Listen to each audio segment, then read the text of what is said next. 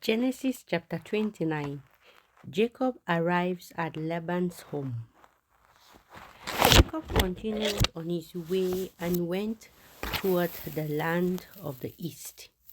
Suddenly, he came upon a well out in the fields with 3 flocks of sheep lying around it. The flocks were watered from this well, which had a large stone over the opening. Whenever all the flocks came together there, the shepherds would roll the stone back and water them. Then they would put the stone back in place. Jacob asked the shepherds, "My friends, where are you from?" "From Haran," they answered. He asked, "Do you know Laban, grandson of Nahor?" "Yes, we do," they answered. "Is he well?" he asked. "He is well," they answered. "Look, here comes his daughter Rachel with his flock."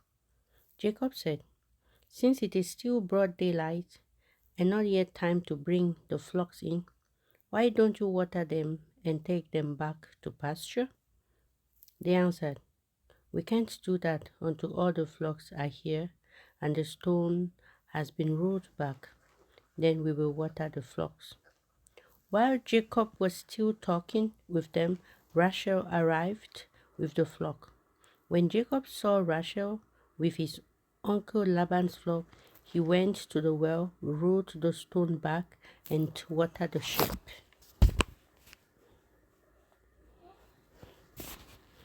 Then he kissed her and began to cry for joy.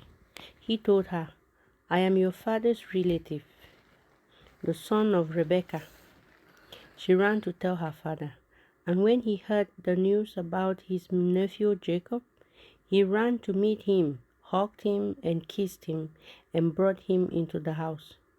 When Jacob told Laban everything that had happened, Laban said, "Yes, indeed, you are my own flesh and blood." Jacob stayed there a whole month. Jacob served Laban for Rachel and Leah.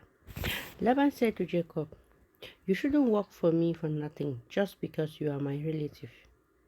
How much pay do you want?" Laban had 2 daughters. The older was named Leah and the younger Rachel. Leah had lovely eyes, but Rachel was shapely and beautiful. Jacob was in love with Rachel, so he said, "I will work 7 years for you, if you will let me marry Rachel." Laban answered, "I would rather give her to you than to anyone else. Stay here with me." Jacob worked 7 years so that he could have Rachel, and the time seemed like only a few days to him because he loved her. Then Jacob said to Laban, "The time is up.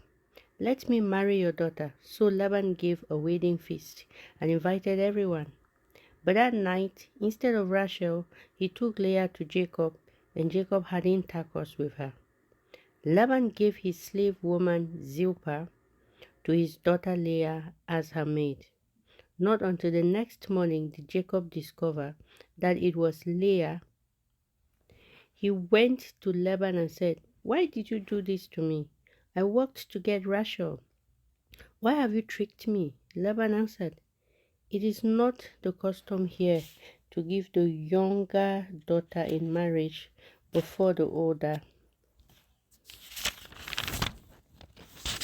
Wait until the week's marriage celebrations are over, and I will give you Rachel, if you will work for me another 7 years." Jacob agreed, and when the week of marriage celebrations was over, Laban gave him his daughter Rachel as his wife. Laban gave his slave woman Bilhah to his daughter Rachel as her maid. Jacob had intercourse with Rachel also, and he loved her more than Leah. Then he worked for Laban another 7 years. The children born to Jacob.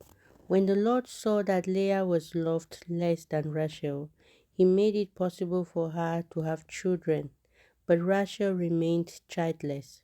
Leah became pregnant and gave birth to a son. She said, "The Lord has seen my trouble, and now my husband will love me." So she named him Reuben. She became pregnant again and gave birth to another son.